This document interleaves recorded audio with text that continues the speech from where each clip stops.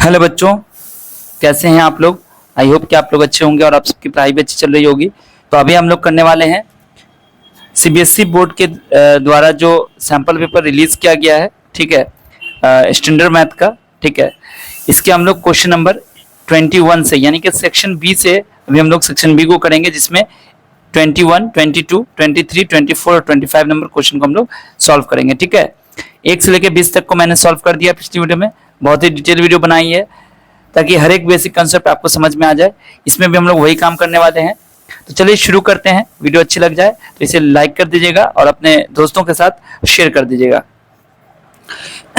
21 number question क्या कहता है, इसमें दो क्वेश्चन आपको यहाँ पर जो मिल रहा है ये और करके इसमें मतलब हुआ, इसका मतलब हुआ कि एक क्वेश्चन आप ये बनाइए या फिर ये बनाइए, दोनों में से कोई एक बनाना है।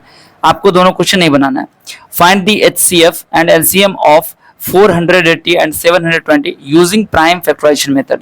ये तो बहुत आसान क्वेश्चन है। 480 और 720 का आपको एचसीएफ भी निकालना है, एलसीएम भी निकालना है by using prime factorization method. तो इसको कैसे करेंगे हम लोग, देखिए यहां पे जो हमें नंबर दिया गया है वो है 480 और 720। तो सबसे पहला काम आपको बच्चों करना है कि 480 का प्राइम फैक्टराइजेशन करना है। तो 240 आ जाएगा यहाँ पर 120 आएगा। कैसे आ रहा है, ये भाग लगा के आ रहा है, डिवाइड करके आ रहा है।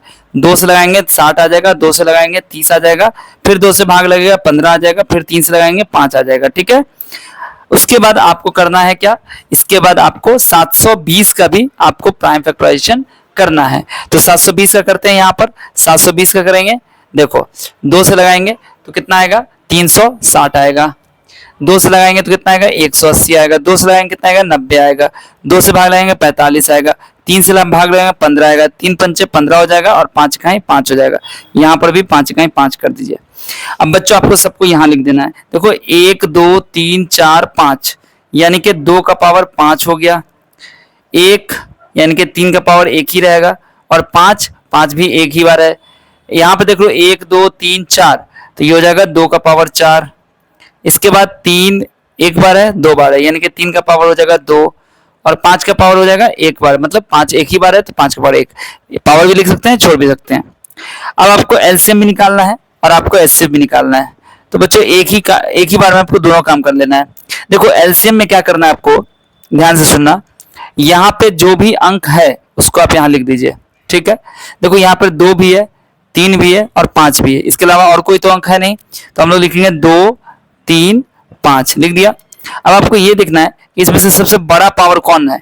2 है तो 2 में सबसे बड़ा पावर कौन सा लगा हुआ है, तो 2 में जो है सबसे बड़ा वो है 5। 4 भी है लेकिन सबसे बड़ा कौन है, 5। तो यहाँ पर 5 पावर में दे देंगे। 3 में 1 भी है पावर में और 2 भी है, मतलब हम 2 लिखेंगे। 5 में तो दोनों में 1 ही है तो 5 को ऐसे ही छोड़ देंगे। अब देखो 2 का पावर 5 क्या होगा, तो 2 दूनी 4, 4 दूनी 8, 8 दूनी 16, दूनी 32, 2 टू 4, 2 8, 2 16, 2 32 हो गया। और 32 को आपको गुना कर देना है किससे, 3 तिया 9 यानी कि 9 से। इसको 5 से गुना करना है। देखो 32 पंचे होता है 160 और 160 को जब 9 से गुना करोगे तो कितना हो जाएगा, 144। मतलब आपका आंसर आ गया 1440। ठीक है, निकल गया आंसर। अब इसका एचसीएफ निकालना है। तो एचसीएफ कैसे निकालेंगे, देखो एचसीएफ में क्या करना है आपको, एलसीएम में क्या करना था, सबको हमने लिख दिया, जो भी अंक आया था हमने उसको लिख दिया और उसका जो बड़ा पावर था उसको हमने यहाँ पर रख दिया। ठीक है, अब एचसीएफ में क्या करना है कि आपको सबको नहीं रखना है, जो मिल रहा है उसी को रखना है। तो भाई देख रहे हैं कौन कौन मिल रहा है, 2 यहाँ भी है, यहाँ भी है तो 2 लिख दिया। 3 यहाँ भी है, यहाँ भी है, ये भी लिख दिया। 5 यहाँ भी है, यहाँ भी है, 5 लिख दिया। अगर 3 नंबर होता तो उसमें भी हम ये देखते कि तीनों में वो डिजिट आना चाहिए। 5 है तो 5 तीनों में आना चाहिए। अगर 2 में आ गया, लास्ट वाले में नहीं आता तो हम उसको नहीं लेते। ठीक है ना, अब तीनों तो हमने लिख दिया सर। अब क्या करें, अब आप ये कीजिए कि 2 का जो छोटा पावर है वो लिखिए। एलसीएम में बड़ा पावर, एचसीएफ में छोटा। तो 2 का पावर 5 है, 2 का पावर 4 है तो यहाँ पर 2 का पावर 4 लग दीजिए।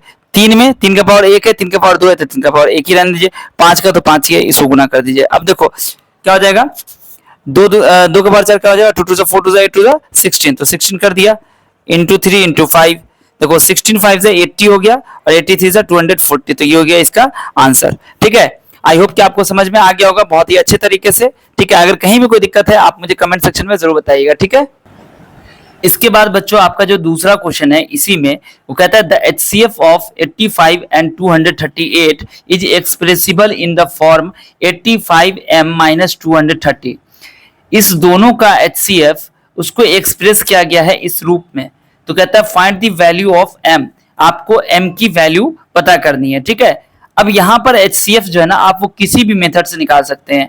आप यूक्लिड एल्गोरिथम जो पहला चैप्टर में आपने निकाला था जैसे वो भी बना सकते हैं, आप सेकंड जो इसका प्राइम फैक्टराइजेशन मेथड है वो भी बना सकते हैं। आप किसी भी तरीके से आपको इसका HCF निकाल लेना है। ठीक है बच्चों, यहाँ पर हम लोग इसी प्राइम फैक्टराइजेशन मेथड का इस्तेमाल करते हैं। ठीक है, देखो बी में आपका जो है यानी कि जो आपका इसका 21 का जो दूसरा क्वेश्चन है आप इसको बी लिख दीजिए, ए लिखा हुआ है चूंकि यहाँ पर हम बी ले लेते हैं चूंकि देखो यहाँ पे क्या है 85 दिया हुआ है। तो 85 दिया हुआ है तो क्या हो जाएगा, जब 85 का प्राइम फैक्टराइजेशन करोगे तो क्या हो जाएगा 5 इंटू 17 ही होगा। तो सीधे सीधे हम 5 इंटू 17 लिख देते हैं यानी कि 5 इंटू 17 हो गया।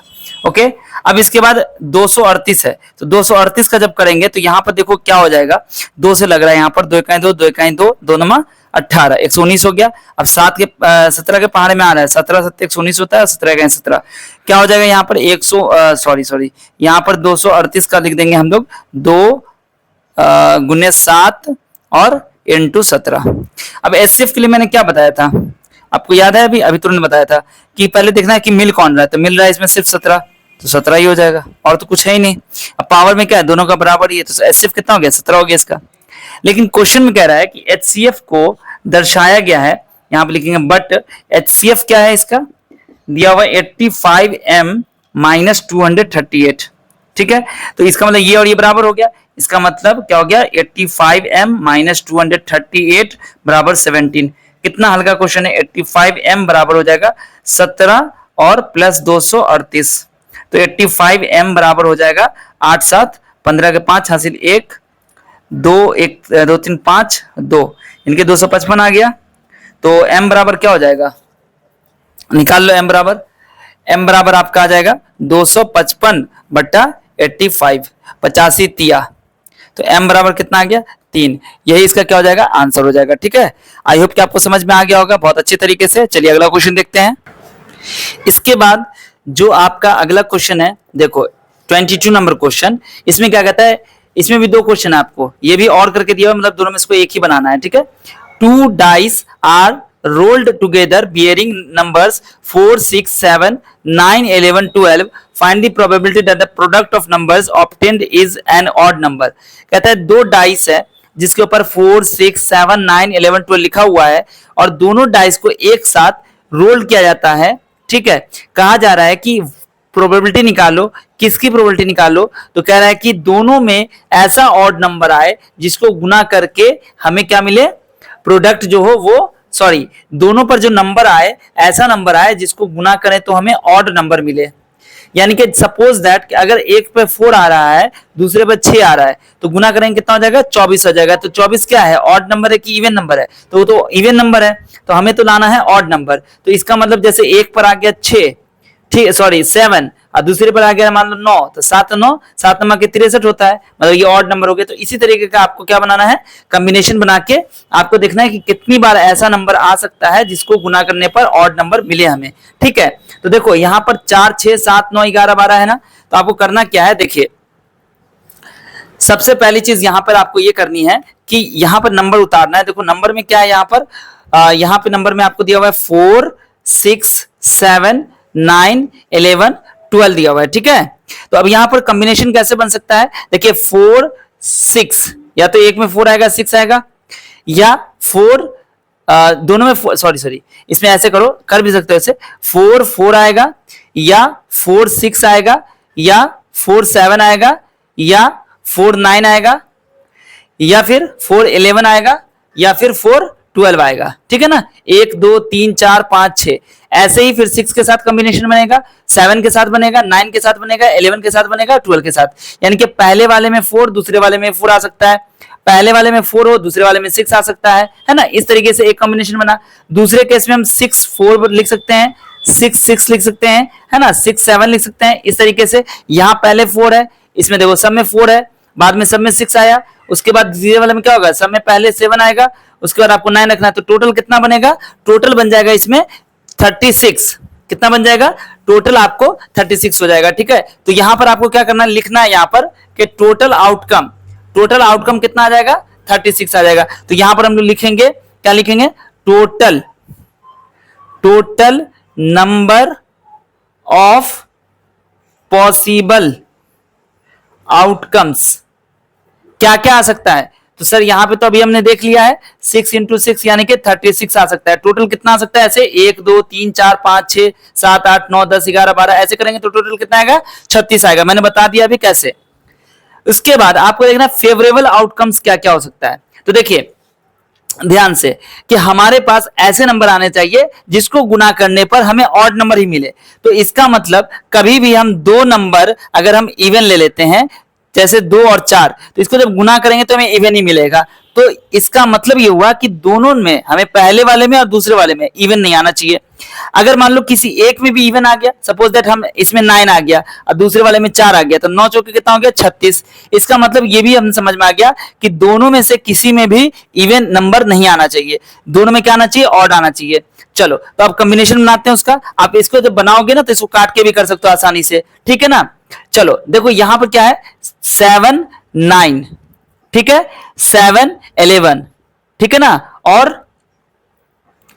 तो कुछ नहीं बन रहा है इसमें। अगर हम 7 को पहले रखते तो 7 9 7 11 होगा। उसका जगह हम 9 सॉरी और 7 7 भी हो सकता है, 7 7 भी हो सकता है, ठीक है। इसके बाद 9 अगर ले लेते हैं पहले वाले में तो 9 7 9 9 और 9 11 हो सकता है। तीसरे वाले में 11 ले लेते हैं, तीसरा क्या हो जाएगा, 11 7 11 9 और 11 11 हो सकता है। तो टोटल कितना हो गया जो हमें चाहिए। इनको गुना करेंगे तो हमें क्या आएगा, ऑड नंबर ही आएगा, इनका प्रोडक्ट ऑड नंबर ही आएगा। इसीलिए हम इनको ही चूज करेंगे, ये हमारा फेवरेबल आउटकम्स में आ जाएगा, ठीक है ना। क्योंकि हमें दोनों में क्या करना है, ऐसा नंबर चुनना है जिसको गुना करके ऑड नंबर आए। तो यहां पर हम लिखेंगे फेवरेबल आउटकम, फेवरेबल स्पेलिंग देख लीजिएगा, फेवरेबल आउटकम्स ये सब हो गए आर, यहां पे लिख दिया मैंने। यानी कि नंबर ऑफ, यहां पे क्या हो जाएगा, नंबर ऑफ फेवरेबल आउटकम्स क्या हो जाएगा, टोटल कितना है, 1 2 3 4 5 6 7 8 9 हो गया। टोटल कितना हो गया, 9 हो गया, है ना। तो इसका मतलब अब हमें क्या निकालना है, प्रोबेबिलिटी निकालना है। तो यहां पर लिखना है पी यानी कि probability of product is odd, क्या हो जाएगा। तो हमें पता है formula, number of favourable outcome ऊपर रखते हैं और नीचे में क्या लिखते हैं, total number of outcome, possible outcome. तो हमारे पास फेवरेबल में कितना है, 9 और total number of possible outcomes कितना निकाला हमने, 36। तो 9/36 करेंगे, 9 का 9 9 चौके 36 यानी कि 1/4 आपका आंसर जाएगा। देखो ये भी आंसर हो सकता है, 9/36 भी आप लिख सकते हैं, आप इसको काट के 1/4 भी कर सकते हैं, ठीक है। दोनों आंसर आपका सही हो जाएगा, ठीक है। चलिए अगला क्वेश्चन देखते हैं। अगला क्वेश्चन इसमें 22 का बी कहता है कि how many positive 3 digits integers have the 100th digit 8 and unit digit 5। सबसे पहले क्या बात कहता है कि how many positive 3 digit number, कितने पॉजिटिव 3 डिजिट इंटीजर्स होंगे जिनके इकाई स्थान पर यानी कि यूनिट डिजिट पर 5 और 100 डिजिट पर 8 हो। उसके बाद कह रहा है प्रोबेबिलिटी निकालो selecting one such number out of all 3 digit number. अब आपको क्या कहता है, पहले तो बताइए कि कितने बन सकते हैं और उसको कह रहा है प्रोबेबिलिटी निकालना है कि एक ऐसा ही नंबर हमको चुनना है सभी 3 डिजिट वाले नंबर्स में। तो 3 अंकों की जो 3 अंकों की सभी संख्या कितनी होती है, देखिए total number of 3 digit numbers कितने होते हैं, यानी कि कुल संख्या, total numbers of 3 digit numbers कितने होते हैं, 900। आपसे कहेगा कि 2 डिजिट का निकालने के लिए तो आप क्या कीजिएगा, 100 में से 10 को घटा दीजिएगा। उसी तरीके से अगर आपसे कहे कि 3 डिजिट का निकालने के लिए तो 1000 में से 100 घटा दीजिएगा, ठीक है। तो आपको निकल जाएगा 900, यानी कि टोटल 3 अंकों की संख्या कितनी होती है, 900। अब हमें चाहिए ऐसा नंबर जिसके इकाई, देखो कोई भी 3 डिजिट का नंबर नहीं, जैसे 938 हमने लिखा, ठीक है। तो इसको कहते हैं यूनिट डिजिट, इसको कहते हैं टेंस डिजिट और इसको कहते हैं 100 डिजिट, ठीक है ना। तो जो हमारा 100th प्लेस होगा, यहां पर हमारे पास क्या होना चाहिए, 8 होना चाहिए, ठीक है। और यूनिट डिजिट पे क्या कह रहा है, 5 होना चाहिए। ये इस तरीके से हमें नंबर चुनना है, बीच में कुछ भी हो सकता है। क्या हो सकता है, 0 हो सकता है, ठीक है सर, 815 हो सकता है, 825 हो सकता है, 835 हो सकता है, 845 हो सकता है, 855 हो सकता है, 865 हो सकता है, 875 हो सकता है, 885 हो सकता है और 895 हो सकता है। जहां हम देख पा रहे हैं कि यूनिट डिजिट पे तो 5 ही है और 100th प्लेस पे क्या हो गया आपका, 8 हो गया, है ना। यहां आपका 0 1 2 3 4 5 बीच में चेंज हो जाएगा। अब कितना हो गया, 1 2 3 4 5 6 7 8 9 10। तो हम क्या लिख सकते हैं, हम ये लिख सकते हैं कि नंबर, क्या लिख सकते हैं, number of favourable outcomes, outcomes कितना हो जाएगा, 10 हो जाएगा, ठीक है ना। नंबर ऑफ फेवरेबल आउटकम्स कितना हो गया, 10 हो गया।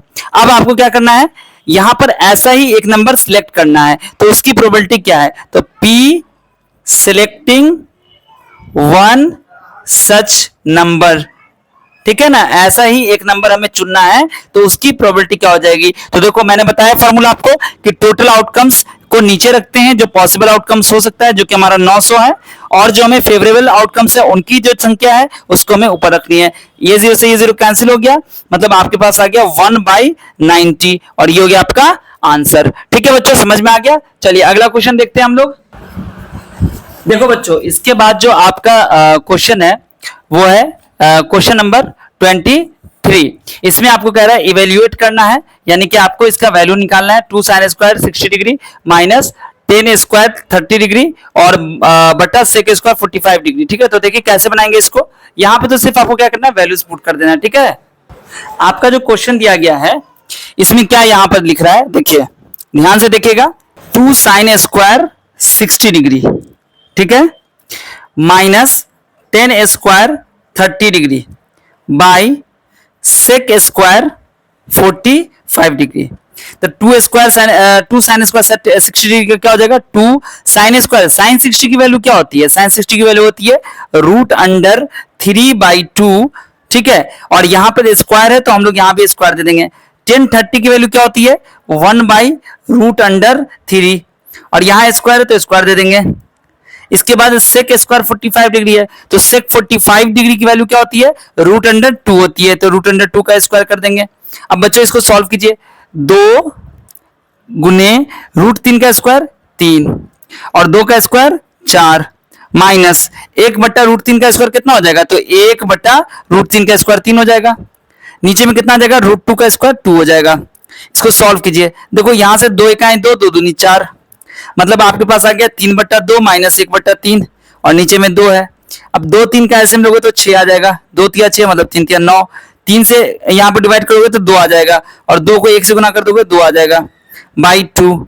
अब यहाँ हो जाएगा 7 होगा ना, 9 में से जो जाएगा 7 बचेगा और ये वाला 6 और डिवाइड में आ जाएगा 2, ये 2 इससे गुना हो जाएगा 7/6 × 2 यानी कि 7/12, ये आपका आंसर हो जाएगा।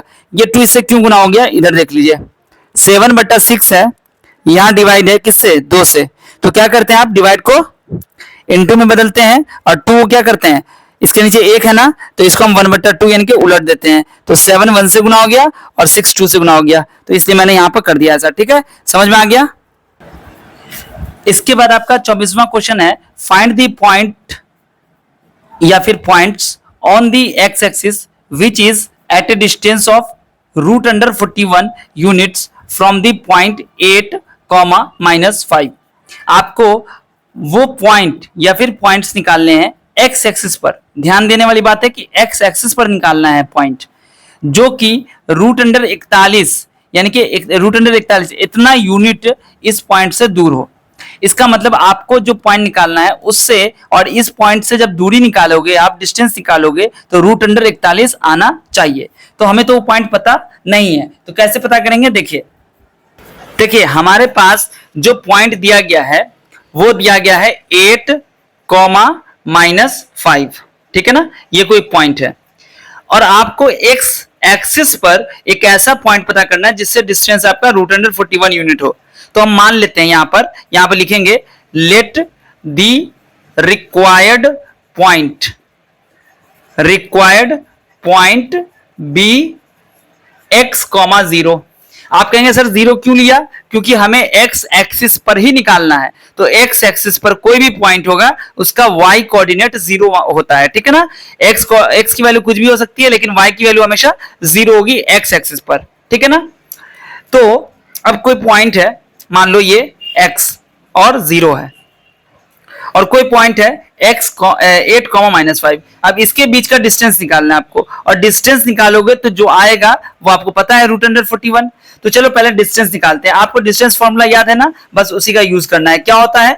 x2 - x1 plus y2 - y1, है ना। उसका स्क्वायर करते हैं, मतलब x2 - x1 का whole square, y2 minus y1 का होल स्क्वायर, और उसका रूट अंडर निकालते हैं। तो इसका मतलब यहां पर 8 है, इसमें माइनस करना है किसको? x को, और इसका स्क्वायर करना है। यहां -5 है और यहां पे 0 है, तो -5 में से 0 माइनस करें कितना होगा? -5 ही हो जाएगा, मतलब प्लस -5 का होल स्क्वायर। ये डिस्टेंस निकाल लिया आपने इस दोनों पॉइंट के बीच का, लेकिन क्वेश्चन में तो कह रहा है कि √41 है। चलिए दोनों को इक्वेट कर दिया, बराबर कर दिया। अब यहां पर क्या करना है आपको कि जब आपको डिस्टेंस इधर से भी निकल गया और जो आपको क्वेश्चन था वो भी आपको पता है, अब दोनों तरफ आपको स्क्वायर कैंसिल कर देना है, यानी कि स्क्वायरिंग बोथ साइड लिख के आप ये कह सकते हो कि ये स्क्वायर और ये स्क्वायर खत्म हो गया। मतलब आपके पास बचा 8 - x का होल स्क्वायर, और यहां हो जाएगा -5 का होल स्क्वायर 25, और इधर हो जाएगा 41। तो ये बनेगा आपका 8 - x होल स्क्वायर बराबर 41 - 25, यानी कि 16 आ गया। यानी कि 8 - x बराबर हो जाएगा प्लस माइनस √16, यानी कि प्लस माइनस 4 आ जाएगा। यहां तक तो सर समझ में आ गया कि 8 - x प्लस माइनस 4 आ गया। अब यहां के बाद क्या करेंगे?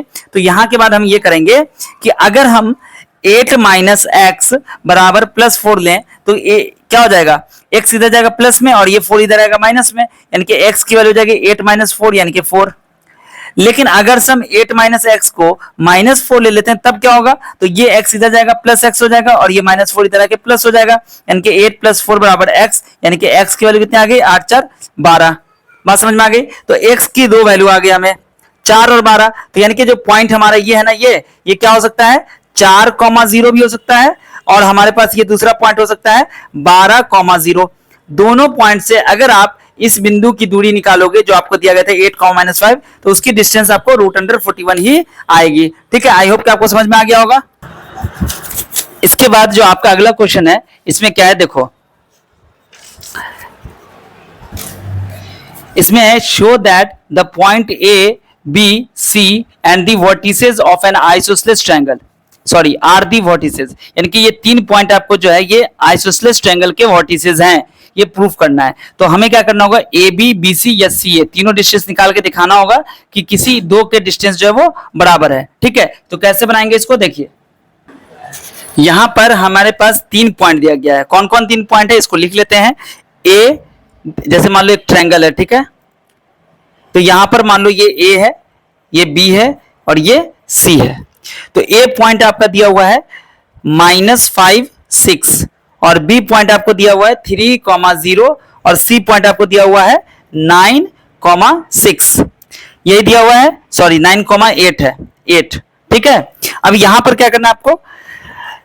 ए बी बी सी सी ए निकालना है। तो सबसे पहले हम ए बी निकालते हैं। फॉर्मूला वही होगा, डिस्टेंस फॉर्मूला जो लगाते हैं आप, x2 - x1 और y2 - y1 का होल स्क्वायर। ठीक है, तो यहां पे क्या हो जाएगा? हम अगर ए बी निकालते हैं तो 3 माइनस -y, मतलब 3 + 5 हो गया, इसका स्क्वायर प्लस 0 - 6 का होल स्क्वायर, कितना हो जाएगा?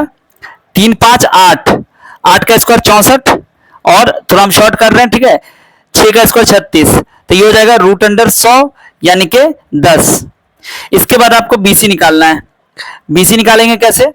तो BC ये ना, तो यहां पर देखो 9 है x2 और ये 3, तो 9 - 3 का होल स्क्वायर प्लस 8 - 0 का होल स्क्वायर, क्या हो जाएगा? 6 का होल स्क्वायर प्लस 8 का होल स्क्वायर, मतलब ये हो गया 36 + 64, यानी कि यहां भी 100 आ गया रूट में, यानी कि ये हो गया 10। अब आपको BC निकालना है, तो CA निकालना है। तो CA बराबर हो जाएगा √9 -5, यानी कि 9 + 5 का होल स्क्वायर हो जाएगा, उसके बाद प्लस 8 माइनस 6 का होल स्क्वायर, तो क्या हो जाएगा 14 का होल स्क्वायर प्लस 2 का होल स्क्वायर, क्या हो जाएगा 14 का होल स्क्वायर 196 प्लस 4 यानी कि क्या हो जाएगा रूट अंडर 200, तो क्या बन जाएगा ये रूट में आ जाएगा रूट अंडर 2 और यहां हो जाएगा 100 बाहर आ जाएगा तो ये हो जाएगा 10, यानी कि 10 रूट 2 हो गया, ठीक है ना, 10 रूट 2 हो जाएगा। तो यहां पर हम देख पा रहे हैं रूट ये आपका 10 है, ये भी आपका 10 हो गया, लेकिन ये आपका 10 रूट 2 आ गया, ये अलग हो गया। तो इस तरीके से हमने देख लिया कि दो साइड इसकी बराबर हो गई, एक आपकी अलग हो गई। इस तरीके से हमने ये प्रूफ कर दिया कि आइसोसेलेस ट्रायंगल के साइड्स हैं, ठीक है। सेक्शन सी को हम लोग करेंगे अगली वीडियो में, इस वीडियो में फिलहाल इतना ही, ठीक है। इस वीडियो को आप लाइक कर दीजिए, शेयर कर दीजिए अपने दोस्तों के साथ, ठीक है। और मिलता हूं फिर आपसे अगली वीडियो में, तब तक आप सब अपना ध्यान रखिए। वीडियो देखने के लिए आप सभी बच्चों का बहुत बहुत शुक्रिया।